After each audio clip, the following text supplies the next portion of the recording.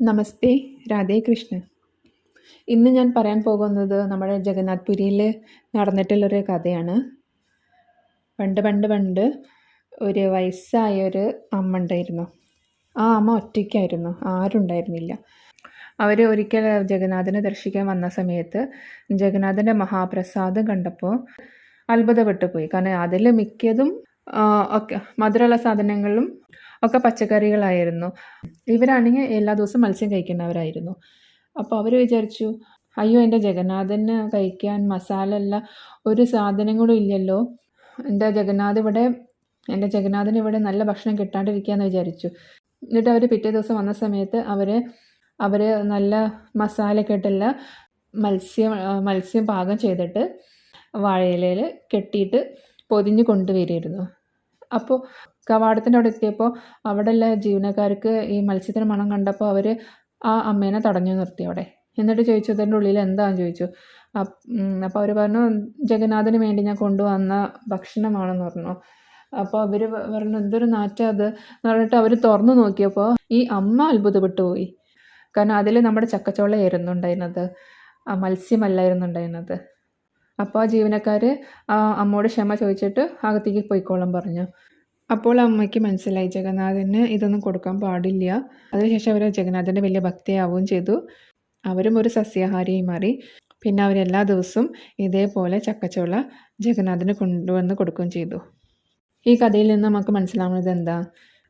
നമുക്ക് നിഷ്കളങ്കമായ ഭക്തിയാണ് കണ്ണനോട് ഉള്ളതെങ്കിൽ ഏത് ബുദ്ധിമുട്ടിലും കണ്ണൻ നമ്മളെ സഹായിക്കും.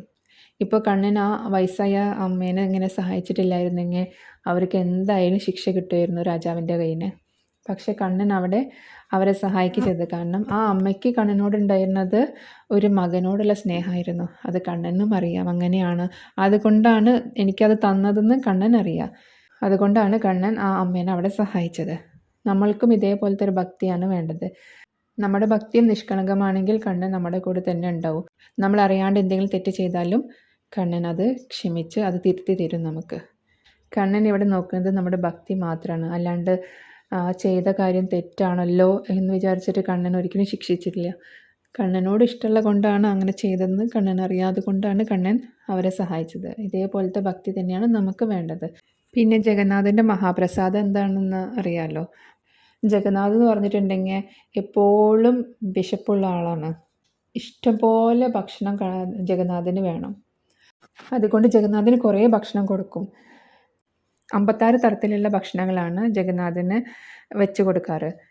ജഗന്നാഥ് പുരിയിലെ മഹാപ്രസാദം എന്ന് പറഞ്ഞിട്ടുണ്ടെങ്കിൽ ആ മഹാപ്രസാദം കിട്ടുമെന്ന് പറഞ്ഞിട്ടുണ്ടെങ്കിൽ അതൊരു ഭാഗ്യമാണ്. കാരണം അത് ഉണ്ടാക്കുന്ന രീതി തന്നെ ഭയങ്കര അത്ഭുതമാണ്.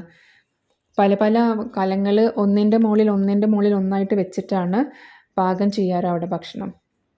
അതിൻ്റെ അത്ഭുതം എന്താണെന്ന് വെച്ചാൽ ഇതിൻ്റെ ഏറ്റവും മുകളിലിരിക്കുന്ന കലത്തിലെ ഭക്ഷണമായിരിക്കും ആദ്യം പാകമാവുക. അല്ലാണ്ട് താഴത്തെ കലത്തിലെ ഭക്ഷണമല്ല ആദ്യം പാകമാവുക.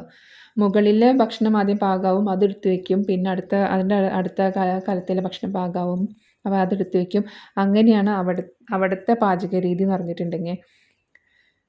പിന്നെ ഒരു വിശ്വാസം എന്താണെന്ന് വെച്ചാൽ സാക്ഷാൽ നമ്മുടെ ലക്ഷ്മി ദേവി തന്നെയാണ് ആ പാചകശാലയിൽ ഭക്ഷണം ഉണ്ടാക്കാൻ വരുന്നത് എന്നതാണ് ഒരു വിശ്വാസം.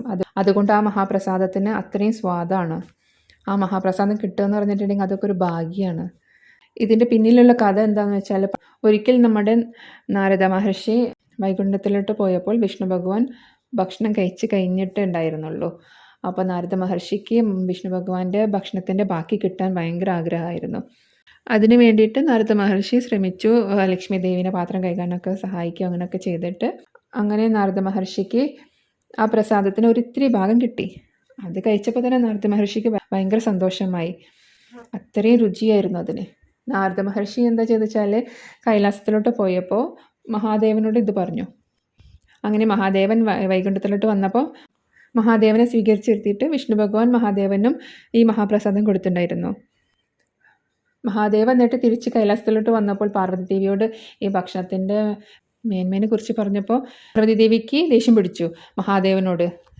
കാരണം നിങ്ങൾ കഴിച്ചു, എനിക്ക് തന്നില്ലല്ലോ എന്ന് പറഞ്ഞിട്ട് പാർവതി ദേവി വൈകുണ്ഠത്തിലോട്ട് പോയി.